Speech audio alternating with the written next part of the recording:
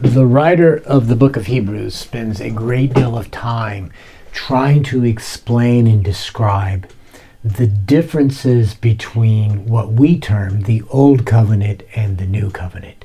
He talks of them as this first covenant and the second covenant. He speaks of the priesthood.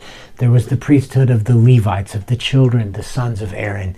And there's the priesthood that is in the order of Melchizedek, which is of Jesus, of Christ, of the Son of God, the Messiah, who would not in any way have been a priest under the old covenant, the first covenant, the one made with Israel. And so he's trying to describe and establish how much greater is this new covenant, the covenant that you and I have with God. And it's really important that we grasp and understand, because we can read in the scriptures, we can take the Bible and we can go back into the Old Testament, we can read the law, we can read about this covenant, we can read about the tabernacle, the temple, the priesthood, the sacrifices, the offerings, the laws of do's and don'ts, and we can take principles from them, we can take literal things from them and say, oh, that applies to me. When we understand covenant, no, it's not what we might think it is. You know, the Apostle Paul says in 1 Timothy that the law is good if it's used properly, but it wasn't made for a righteous man. And one of the revelations that were given us through Jesus is that he makes you and me righteous. So the law is not for that, but the law has a place. Paul says it's good. And rather than go into all that in this video, I just want to take a verse in the section and try to sort of grab a little bit of the context in Hebrews that helps us to understand that the covenant that we have with Jesus through Jesus is completely different. In fact, Jeremiah 31, which Hebrews quotes in chapter 8, says that God was prophesying in Jeremiah that they're going to make a new covenant. It's not going to be like the other one. So it can't have the same elements. It can't be the same thing. He says it's very different. And when you read in Jeremiah 31, one of the main things that's different, he says, I'm going to take my laws, my statutes, my instructions. And then fundamentally, the word that's translated law, which is in Hebrew Torah, means instruction. God's going to take his wisdom, his knowledge, his instruction that he wants us as his children to grasp, and he is going to teach it to us. Because in that prophecy, he says, you're not going to look to somebody else. You're not going to ask somebody else. Nobody else is going to be coming and teaching you and telling you, do this, don't do that. So taking it away from an external thing that is somehow being tried to be made internal, God says, I'm going to put it in you. I'm going to teach you. And he does that by dwelling in us. And that's the prophecy.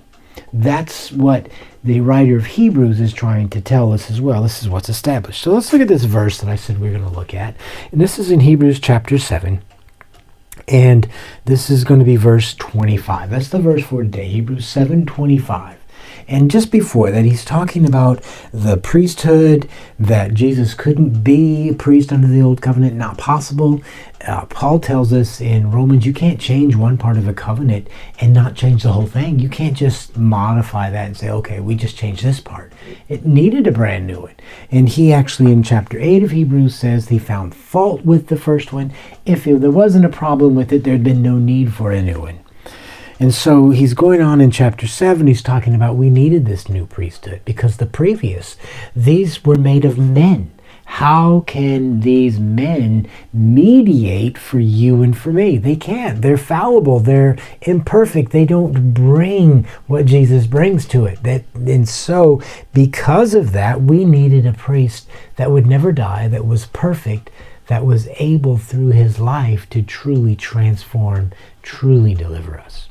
So in verse 25, Hebrews 7, he says, therefore, and again, there's a therefore, it's there for a reason. This is a concluding type of statement. He says, therefore, he, Jesus, the high priest of the order of Melchizedek, the mediator of this covenant, he is also able to save to the uttermost.